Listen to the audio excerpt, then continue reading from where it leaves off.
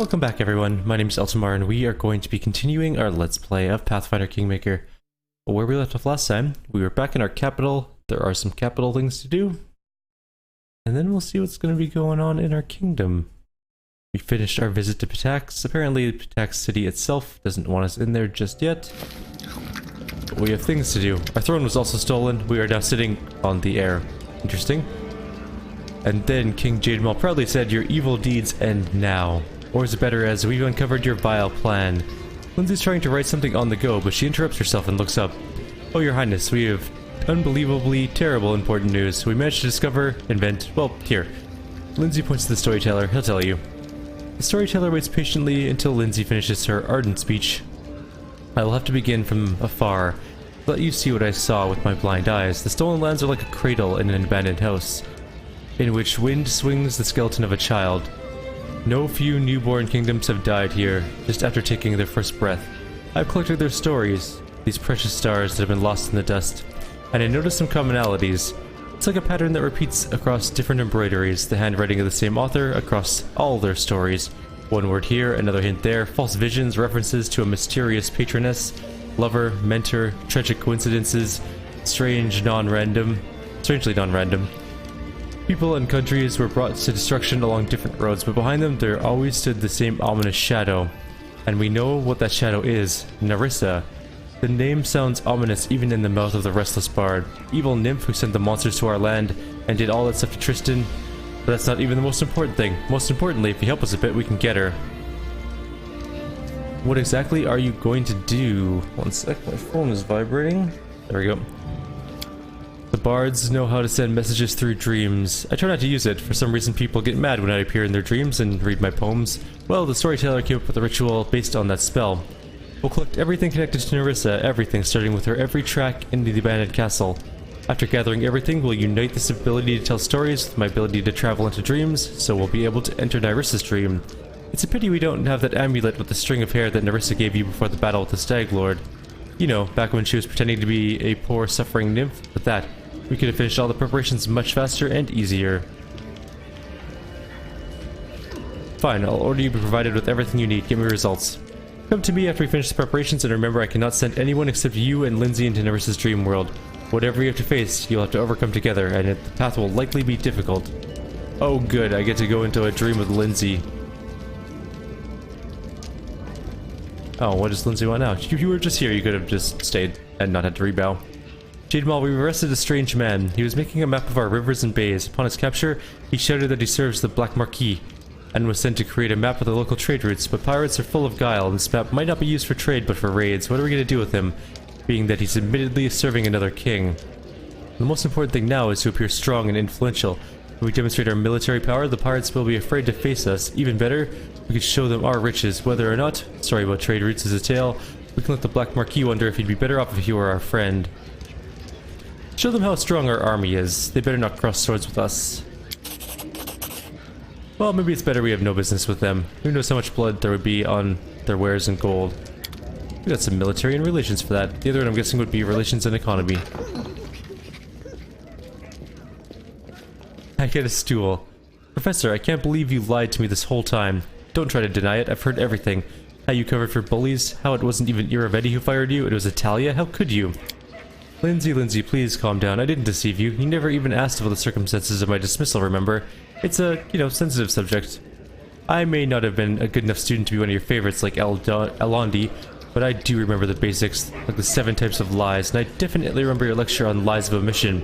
You wanted me to write a book about all the atrocities going on within the walls of the academy, and you left out a pretty big one. You never told me a student died because of you. What other sensitive subjects have you been avoiding? Lindsay, I beg you, please let me explain. How much of what you and Lindsay wrote about the Academy is actually true? There's no direct lie, I admit that in some cases I may have concealed or misrepresented some details to protect the innocent.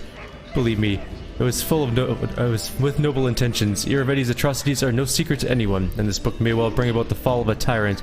But I cannot allow the Academy to perish alongside Iravetti. There are too many innocents, wonderful artists, poets, and composers who have been tainted by Iravetti's crimes against their will.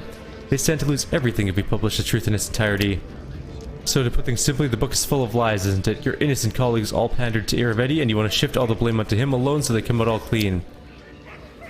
What I want is to protect the little good that King Iravetti brought into this world. The Academy is more than just wrongdoings and bullyings. It's made up of many brilliant artists who have the potential to change the world for the better. Should we trample freely the flowers for just happening to grow out of a muck heap? Is it true? Yes, Your Highness, I'm afraid it is. As I devoted all my attention to developing the talent of my students, I fear I neglected their moral development. This led to tragic results. But with all due respect, Headmaster Katerin, all respect to Headmaster Katerin, I don't believe in incorrigible villainy, especially not at such a young age. Shaylin tells us not to renounce those who stumble, but to give them a chance to reform. I traveled to your lands in the hopes of a new beginning, for my student and for myself. What do you think, Lindsay? I don't know, teacher. You told me so many times that the world isn't made of things, it's made of stories, and we ourselves are made of the stories we tell and believe. But shouldn't those stories be true? You said that people are essentially animals who love stories. Do you mean that people are really just lying beasts? Well, what is truth then? A precise statement of past events? We're not newshawks or historians, bound to precision for the sake of precision. A bard must take into consideration how her story will affect her audience. Truth and fiction are our materials. They're as valuable to us as rough marble to a sculptor. The same story used to evoke anger, envy, or fear can be turned into inspire bravery, love, and hope. Both versions are told in full. The events at the base of the story aren't what's important. What's important is the lesson your listeners take from it. Lindsay turns to you baffled. I don't know what to do. I want to burn the manuscript, start over, and write the whole dirty truth about the Academy, but maybe the teacher's right, and that would be a horrible mistake. Maybe saving the good the Academy brings is more important than punishing everyone who's guilty.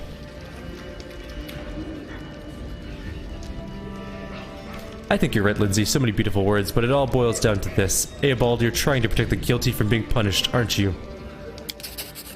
Eobald lowers his head. I suppose you're right. I was so concerned with mercy, and a great injustice occurred as a result. I'm sorry, Lindsay. You taught your old teacher a lesson today. We'll rewrite the book. I'll tell you everything I know and everything I'm guilty of.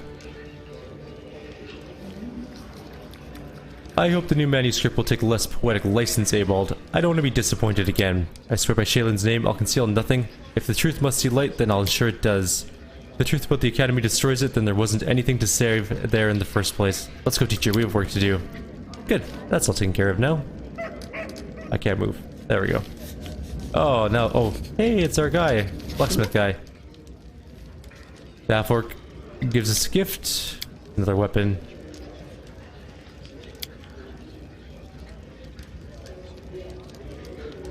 I guess just keep working. He's gonna get to work on Earthbreaker, apparently. What did he give us? Nothing there. Oh, he gave us another gleaming chain shirt. Those are worth a fortune. Apparently we're supposed to talk to the storyteller as well. Let's go see what he has to say. I found a remarkable artifact. Can you tell me anything about it? Let's give Overenbane to the storyteller. The moment he touches Overenbane's hilt, the storyteller bares his teeth in a wicked grin. Gorum, he shouts at the top of his lungs.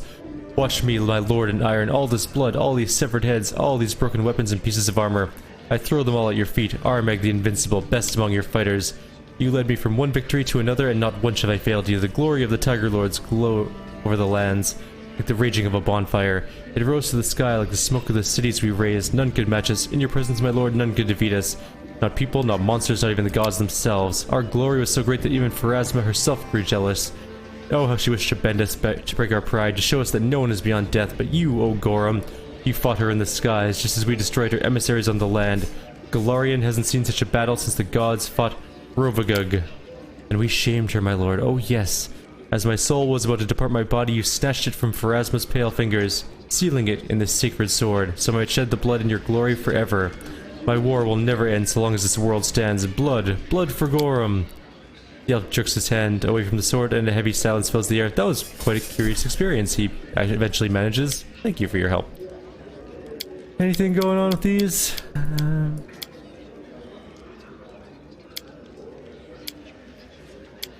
Nope. Any artifacts? Nope. Alright, I guess we're off. I won't be halted. Let us head out into the world once again. We have to go find our throne. Let's go talk to a tavern person, a blacksmith, and a shopkeep.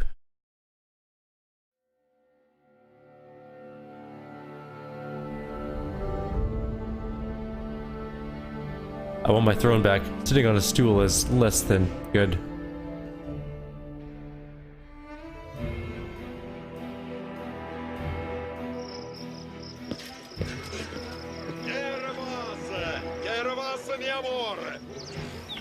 City looks so good now.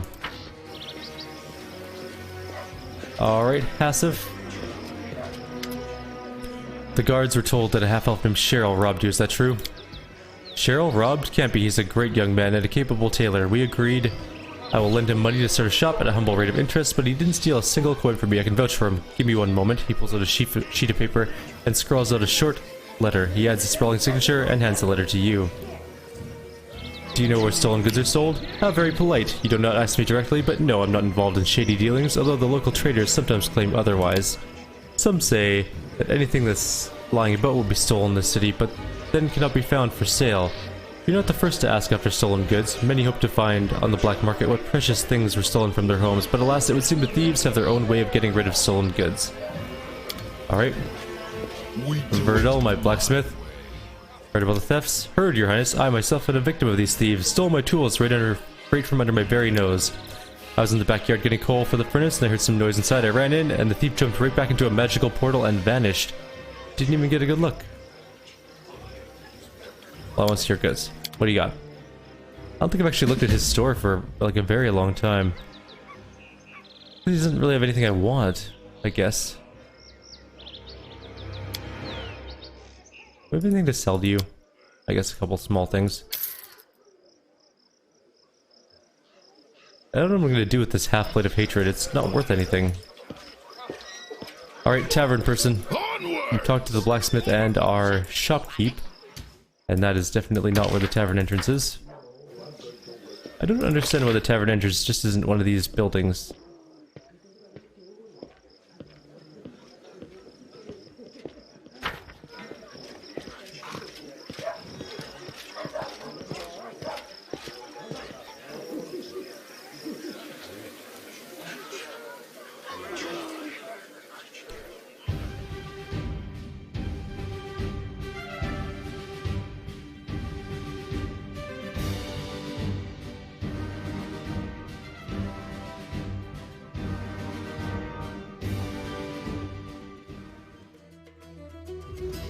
Okay, I still love our giant owlbear rug.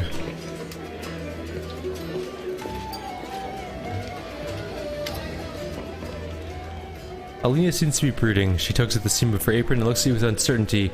Your Highness, I don't want to bother you, but if you have a spare moment, I'd like to ask you something. What do you want? Your Highness, the city is getting rebuilt after the bloom, but the people survived such terror. I know almost all of them, and I could see it in their eyes what the nightmare did to them, and I thought we should cheer them up somehow. I can make a special treat for everyone, but I can't do it alone. The thing is, I have a very special recipe, which I'm sure the locals would love. It's now, don't laugh, it's an omelet made from a rock's egg. The bird is not really a bird, but a huge monster that lays eggs very rarely. They're considered a royal treat. Only a few people in the Stolen Lands have ever tried one. If we treat the people to this delicacy, the whole neighborhood will be buzzing about it for months. And what could be a better medicine for fear and sorrow than something fresh to boast about? There's a rock that lives on Talon Peak, but it's dangerous. I offered a reward, but none of the hunters I know would risk going there. I know you can handle it, your highness. I know it's no task for a king, but I have no one else to talk to. I'll try and get you an egg. I think I sold the egg, but I gotta figure out who I sold it to now. I heard there's a number of thefts in the town. You know anything about it? Of course I heard about it, your highness. Many houses have been robbed, and here's what's strange. No picked locks, no broken windows. How do the scoundrels get inside? Those thieves are real masters of getting into other people's houses, and they steal whatever they find. At one house they stole the silverware, at another they left the money, but took the children's toys. Strange thieves.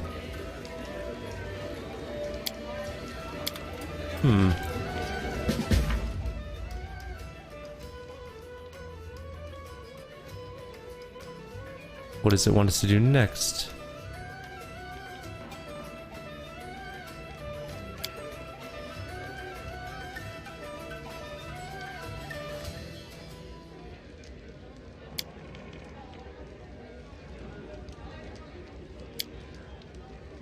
Oh yeah, we still haven't gone to see Bakken. I should get in that.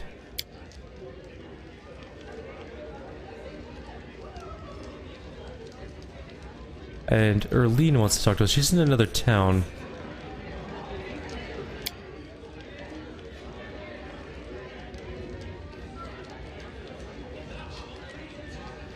Oh, we have the magical prison quest. A mage named Arniras. The pensive is imprisoned under the lonely barrel by some unknown force. To get inside, we must defeat 45 monsters. These layers will be tagged by special marks once we discover them.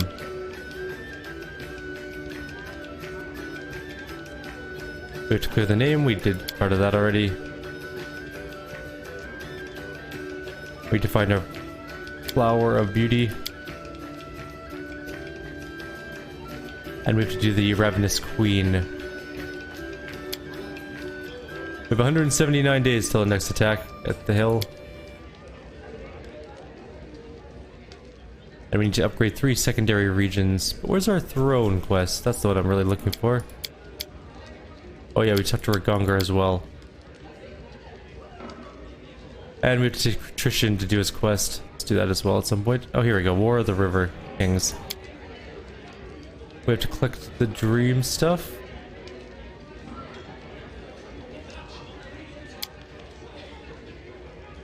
And find the throne.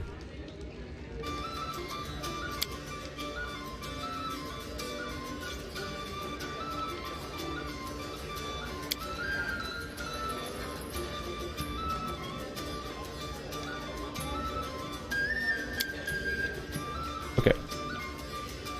Alright, let's see if we can get out of here. Maybe there's a project for us to do or something? Talk to Lindsay, maybe she knows some more information on this theft. I want my throne back, damn it.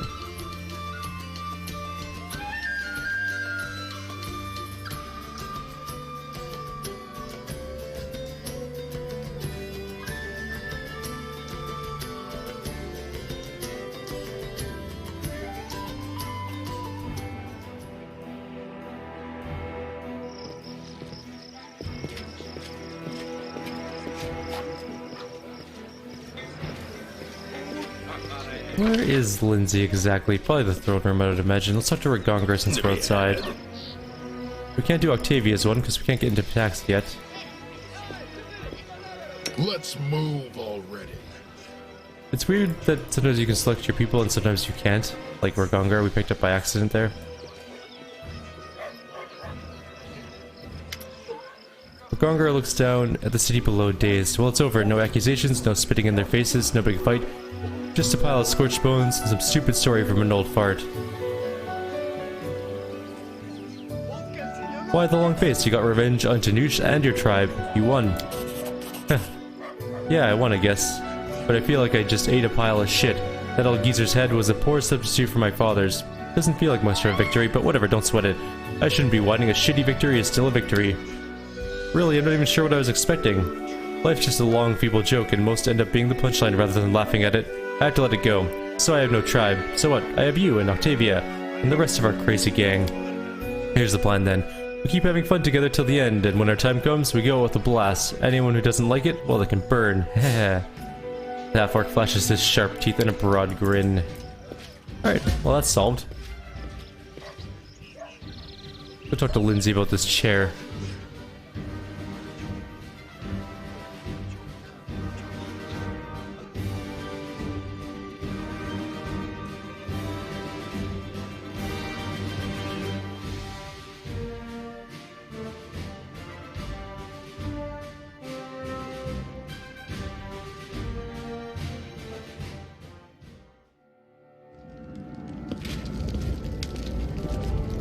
Alright, Lindsay, where are you? There you are.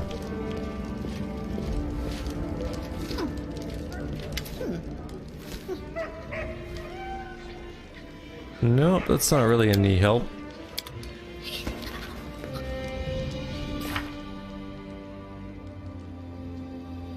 There puts me where I want to be. Oh, the captain of the guard, right. Where is he? Is Keston the captain? How may I serve you, your highness? How are you managing the responsibilities of the main guard? As you know, this land is quite a troublesome place. But as long as its people trust their guards, at least a bit, and as long as those guards are loyal to their ruler, then we'll be able to deal with any trouble that comes. Yep. You're not the captain of the guard.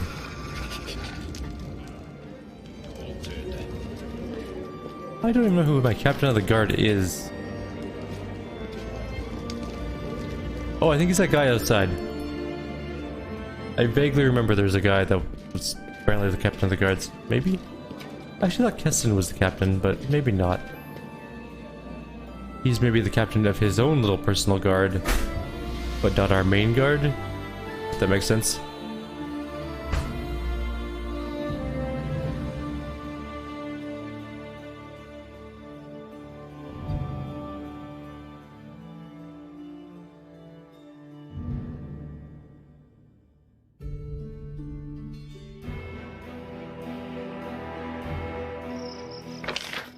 Alright. Who do we have around? Those are just straight up guards. That's Jod. Verdell and Hassif. There's no guard people out here. I guess we can go look around though. We're looking for named people to talk to. I won't be halted.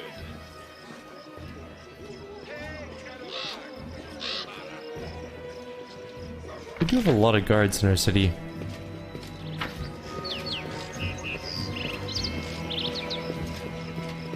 What I might do is just pause and see if I can figure out where our guard captain is. And then we'll go talk to them about the terrible things that are happening in my city. Yeah, that's what I think I'm going to do, because I don't actually know where to find my guard captain. Alright, I'll be back shortly. Alright, I found my captain. He's right here. Hill Island is our guard captain. You see a stout man suited in well-worn armor. His face is framed with silvery stubble and his fleshy nose is red and pockmarked. He radiates perfect calm. As you approach, he bows respectfully and with dignity. Highland, Your Highness, Captain of the City Guard. A young dwarf girl salutes you awkwardly. Delia, assistant to the captain. Happy to serve Your Highness. Lindsay said it was you who discovered the throne was missing. The captain grows gloomy. Yes, Your Highness. He keeps silent for a moment and continues, obviously embarrassed. Actually, Your Highness, please don't think me a fool or a drunkard. As I walked into the throne room, at first I thought it was a vision. I didn't think much of it. Well, I thought I saw your throne in the corridor and it was running away. Not by itself, of course. I couldn't see who was carrying it. Perhaps someone really tiny had got underneath it. And my, how they ran. It seemed the throne turned the corner by itself, but the sight was strange beyond belief. So I thought I was simply too tired and had started seeing things. A moment later, when I discovered it was really missing, I rushed after it, but it had vanished into thin air. Maybe it was, you know, magic? I don't remember hiring a guide captain, or any guards for that matter. I came here from Restov with a dozen of my best guards, by order of Lady Jamandi Aldori. Your Highness, I hired the rest from among the locals. Don't you worry, Your Highness, we are now subjects of the kingdom. We've sworn to serve you faithfully and loyally. You can count on us. Besides, we draw our salary from your chests. The captain looks at the female guard, raising his brow, and then sighs and looks at you. Of course, every one of us is ready to die protecting Your Highness, but there's still some work to be done when it comes to discipline. You know that dwarven author, Baldric Zebras, Garlic Tundras? The name escapes me. My boneheads used to read his book about guards duty right on guard duty. I'll have to teach him a lesson or two. Do the guards have everything they need? There are sufficient munitions and supplies, salaries fair. We would have to buy toys for the kids and a jug of beer when the shift is done. Of course, the town is growing. It'd be nice to expand the ranks, but we can manage that ourselves. Okay, thanks, bye. So now we have to wait until the throne appears for sale. I guess that's where we're at. Let's take Tristan and knock out on the quests that they have. There's a couple things we have to do, apparently, so we'll get those things done, and then we'll continue on with our game. We'll probably have time to do Tristan's quest here in this video still, assuming it doesn't take us 8 years to walk down to the zone exit. There should really be a path that cuts through here. I mean, there kind of is. You can go there and then around to there, but that's not really all that useful. Actually, we're gonna get rid of our cleric for this trip and bring our mage back in. We'll leave our inquisitor behind for now. We need Tristan and we need knock.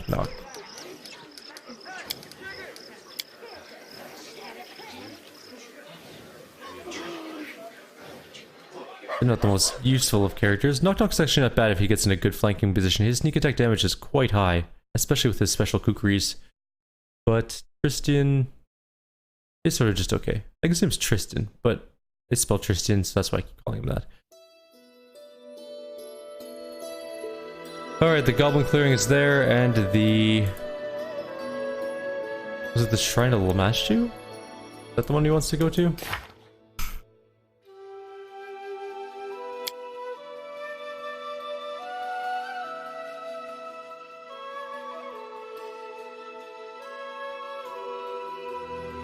I think it's the Temple of Lamashu. But anyways, first the goblin clearing is really close by, so let's go there. And apparently we have kingdom things to take care of again. We'll do that really quickly, and then we'll leave, maybe. Maybe the throne's for sale. Be kinda nice. I would really like my throne back. Storyteller waits. Oh. I see. A way into Never's dreams, so let's start with that. Oh, we have insufficient funds. We'll need a month or so to get the funds for that. We're not in the capital. We've done a pretty good job of getting rid of some of the projects, though. We have much less to do at this point. We need more money, though. Our economy is hugely good compared to, like, our other stats, but we're still only making 66 BP per week. And we have 2 days until going south finishes, and we have lost dwarven knowledge on the way in 1 day. Huh. Cool. Anyways, we'll deal with that stuff later. We need more BPs. I don't think I have any money to spend on BP either. I have, like, 60,000 left at the most. 100,000. Okay, we could buy some BP, I guess. Let's get him level 13 so he gets more sneak attack and a feat, apparently. His stats are really high, actually, all things considered. Actually kind of impressed with his stat line. Piranha Strike's pretty good.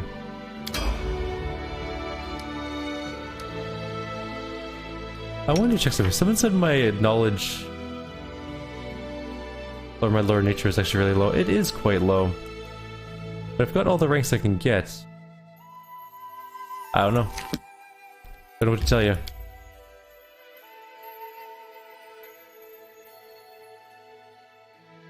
Maybe you have gloves or something that give you a bonus? Lore nature? Time to go kill Knock Knock's enemy, though. We'll quickly cast a...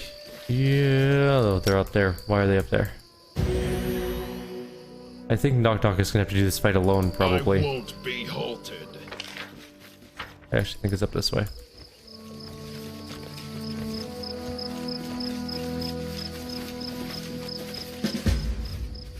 No one had shown up at the clearing. It seems the king will have to adhere to the ancient rules of Gollum challenge and... And what? And come to the clearing with Knock Knock. Oh, I have to come up with Knock Knock alone. Oh, okay. Oh, that means we can't buff him. That's kind of... Actually, we totally can. Confide in me.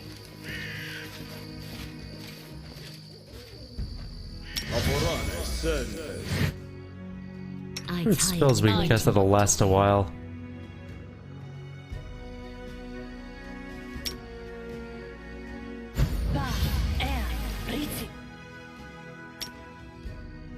Oh, these spells aren't going to matter because we have to get people out of our group. It's going to take hours for them to be shipped off to the capital.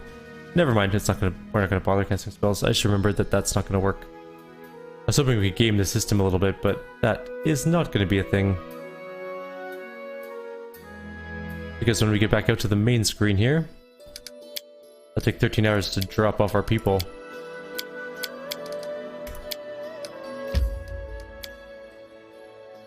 Alright, Knock Knock and I will go alone. They gave Knock Knock armor. And maybe some equipment. He'll be fine though. I think. He has armor on, right? What do you have? Oh, he has an Assassin's Chain cert. That actually makes his bonuses lower.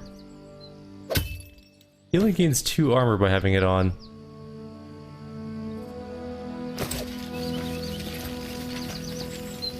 It also makes him encumbered, which is actually really bad. He's so weak. Not saying that he's a bad character, but encumbrance is actually really bad for combat. I won't be halted. Knock Knock looks around uncertain. You don't see anyone, and no goblin shapes about. And no sign of a goblin camp either. Something feels wrong. There's a strange feel in the air. And that hint of sulfur like you smelled in Knock Knock's cap in the throne room. Knock Knock speaks. This the place, but King not here yet? Knock Knock sounds slightly relieved, but he still looks ready to bolt. Something isn't right. Knock Knock nods. As he does, you suddenly notice the surroundings melt away into trails of acrid smoke, revealing a number of goblins' weapons at the ready. Still, while their weapons are drawn, they do not attack. They have a curious light in their eyes you haven't seen before, and it takes a second to realize its determination. They don't look scared at all, merely stand at the ready as if awaiting the command to attack. As you take in your new opponents, a familiar figure emerges from the tree line, but walking strangely, as if fighting the urge to hunch down on all fours, almost feral. The figure looks to be the Goblin King, you recall, but something is wrong with him. It's like someone tried to cram a larger creature inside of his skin. Tufts of fur like that on a wolf peek from his rags, and his eyes, rather than dull and soft, seem to hold cold fire in them. Knock Knock, this isn't the king. This is something that looks like him. The king approaches, then stops, his face feeling back in an almost demonic smile. This is not the king, but some creature wearing his shape. Oh. Just when you think it can't get any worse, there's a strangely familiar thundering noise, and into the clearing lumbers none other than the hill giant Munguk. And from the smell of it, he's definitely been drinking. He stands behind the feral king, his huge club at the ready, and gives a low rumble, then snarls, pounding at his chest. Munguk say he not like us play trick on him. Keep him waiting, Knock Knock whispers to you. He say hard to wait, forever for promised love. It's worse than getting stabbed with a lance. Knock Knock pauses. Lance not kill him though, I guess. The king gazes at you, you feel your scalp rise. As he speaks, his voice is a rasp like knives being dragged across a metal plate. Which of you once ruled this ragged shape I wear? The sooner your blood coats the ground, the sooner my debt here is done. And all you cattle smell alike to me, whether you roast or on a skewer. Debt to who? The king snarls. I am Barghest. I was summoned at the behest of a fae to defeat an ally of one who claims this land, weakening this false king when the time of reckoning draws near. He nods at Knock Knock, giving a barking laugh. She said it could be any I choose, so I chose the weakest one at your court, only to fulfill my debt all the quicker and leave this wretched place. The price was that I had to take the shape of this. He glances down at his body. Humiliation.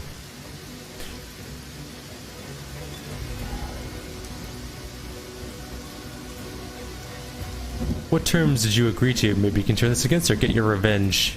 The wording? The beast glares at you. Do you take me for a fool? You've been tricked. This is a fight you cannot win. This we will find out soon enough, false king. You do know you're threatening the high priest and hero of Lamashtu, don't you? I didn't think a Barghest would dare kill anyone favored by the Great Mother. Sprout your lies elsewhere, false king. I have no need for them. Then you'll return from whence you came, because we're not letting you kill anyone. Creature snarls. I was told you were to be left for her. I care not why. But should you cross me, I've been given leave to slay you as well. It seems she wishes you to suffer longer than this one. It grins wolfishly. For the Fae and those of my kind, that will prove a much longer time than your flesh can withstand. The king turns to Knock Knock. Come, goblin. The sooner I make sport of you, the sooner I will allow you to die, perhaps with your limbs intact. I've heard enough. I'll deal with you myself. As you leap to attack, the Barghest gives a howl, and the surrounding creatures charge you and Knock Knock, echoing the Barghest's howl. Out of my way!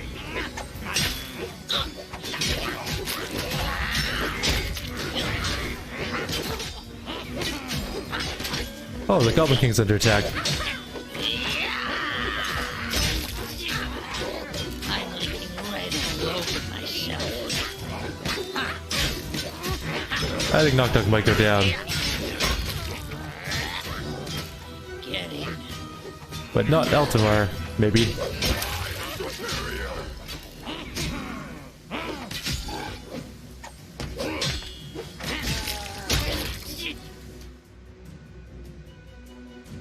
Alright, we are going to go this way. I hate rain, by the way. Oh crap, the king killed the giant. I wasn't expecting that. What is its attack mod? Its armor class? 36. So we actually need a pretty good hit to actually hit it. Or just kill it. There we go. Well, I'll be taking these kukris, thank you. And this belt and that. Oh, I'm sad that the giant died, but whatever. At least it won't be terrorizing my land anymore. Knock knock, do you want to loot these bodies for me, bud? Oops, I didn't mean to take the short bow, but whatever. We do it my way. Knock knock would not have won that fight.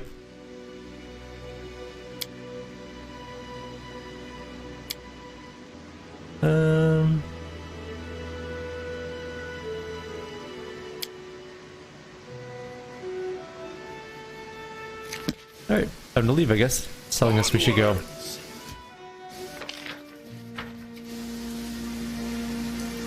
I'm telling you, 5 monks. I guess having a rogue is okay. He's just as slow, though. Well, we killed the thing for knock knock. Oh, we missed a couple of bodies. Maybe we slow because we have medium encumbrance too. That could be a thing.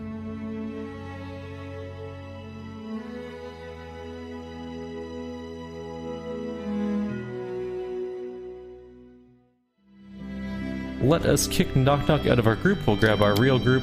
Other than we'll add Tristan to it. But not in the front line because he'll get pounded into cement. And we'll bring along our mage, I guess. The Shrine of Lamesh is a little bit of a journey, though.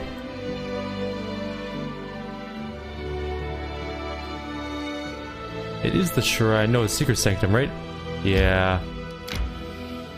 Not the Shrine of Lamesh, the secret place. Also, our kingdom thing is done. We should probably take a glance at it. Let the game save. Alright, what is it? Oh, we should probably actually end the video. We're a little bit longer than I thought. Like always, if you have any suggestions or comments, please leave them below. Otherwise, next time we will be going to do Tristan's quest. Take care. Oh.